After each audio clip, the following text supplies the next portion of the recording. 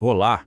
Hoje a gente vai mergulhar fundo num assunto que afeta o nosso dia a dia mais do que parece: as regras que garantem que as medições no Brasil sejam justas e corretas. Vamos desvendar juntos a portaria 176 do Inmetro. Pensa só numa coisa.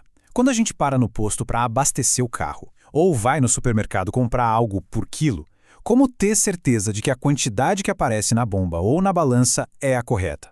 Pois é justamente para resolver essa questão que existe o que a gente chama de controle metrológico.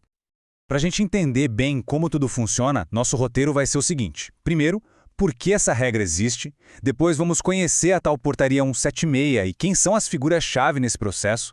Em seguida a gente detalha como funciona a aprovação e, para fechar, algumas regras que são essenciais. Vamos lá!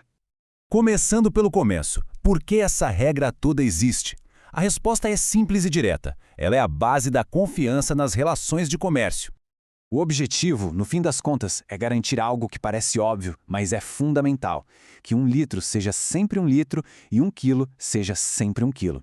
Essa regra protege todo mundo, tanto quem compra quanto quem vende, criando um padrão justo para qualquer instrumento de medição usado no país. E o documento que bota tudo isso no papel é o foco da nossa segunda parte, a portaria 176, que funciona como manual de regras oficial do Inmetro para esse assunto. Se a gente for direto na fonte, lá no artigo 1º, a portaria serve para aprovar o regulamento técnico metrológico. Traduzindo, ela basicamente cria um conjunto de regras unificado, as diretrizes, para avaliar qualquer modelo de instrumento de medição. É como se colocasse todo mundo para jogar com as mesmas regras. E essa portaria de 2021, ela não surgiu do nada não. Na verdade, ela é o resultado de uma evolução. Tudo começou em 2019 com uma portaria, a 302, que foi ajustada em 2020 pela 281. Aí, em 2021, a 176 chegou para juntar tudo, revogar as antigas e deixar o cenário regulatório mais claro e organizado. Bom, mas quem são os personagens principais dessa história? A nossa terceira parte vai apresentar os principais envolvidos, e é super importante entender a diferença entre eles. De um lado, a gente tem o fabricante, e do outro, o requerente. A distinção é bem clara.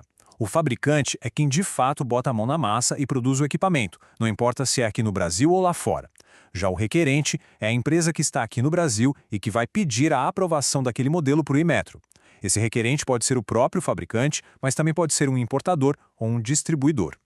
E aqui, olha, tem um detalhe que muda tudo, e está lá na seção 2.2 do regulamento.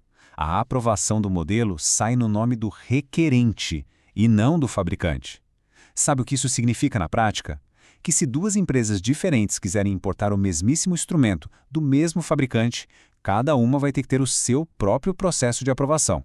É uma regra que deixa bem claro de quem é a responsabilidade. Ok, com os papéis de cada um definidos, vamos entender como é a jornada. Quarta parte, o processo de aprovação, desde o primeiro pedido até a certificação final. O caminho para conseguir a aprovação tem 4 grandes etapas. Primeiro, a papelada. O requerente junta e envia toda a documentação. Depois, é hora de apresentar as amostras do instrumento. A terceira fase é a dos testes, onde o produto é colocado à prova. E se passar em tudo, o processo se encerra com a publicação da portaria de aprovação de modelo pelo Inmetro. E que papelada é essa? A lista de documentos iniciais é bem completa. Tem que ter os documentos da empresa, tipo o contrato social, CNPJ, e, claro, os documentos técnicos do instrumento. Se já existirem relatórios de testes, eles entram também. E um ponto importante: se o requerente não for o fabricante, ele precisa de uma carta de autorização do fabricante. E aqui vai uma dica de ouro para quem lida com produtos importados. Qualquer documento que venha de fora do país precisa, sem exceção, vir com uma tradução juramentada para o português. É um detalhe burocrático, mas que pode travar todo o processo se não for feito direito. Chegamos na nossa última parte, onde a gente vai focar em alguns detalhes que fazem toda a diferença. São as regras essenciais para se manter em conformidade. Vamos imaginar uma situação bem comum. E se uma empresa quiser fazer uma modificação no modelo que já tem aprovação? Dá para simplesmente fazer a mudança e colocar o produto novo no mercado?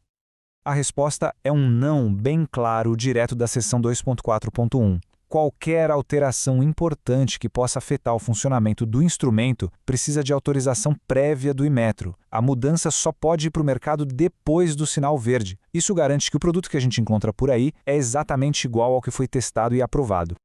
O outro ponto-chave é o tempo. Sabe aqueles relatórios de ensaio? Então, eles têm prazo de validade. O Inmetro não aceita nenhum relatório com mais de 3 anos de idade.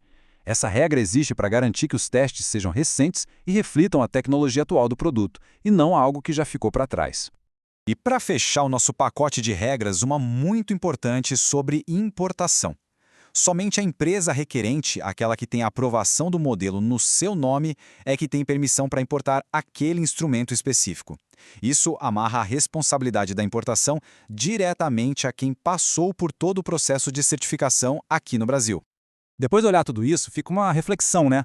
Todo esse processo que parece tão rigoroso é só uma barreira burocrática ou é uma proteção fundamental para que o mercado seja justo e transparente para todo mundo?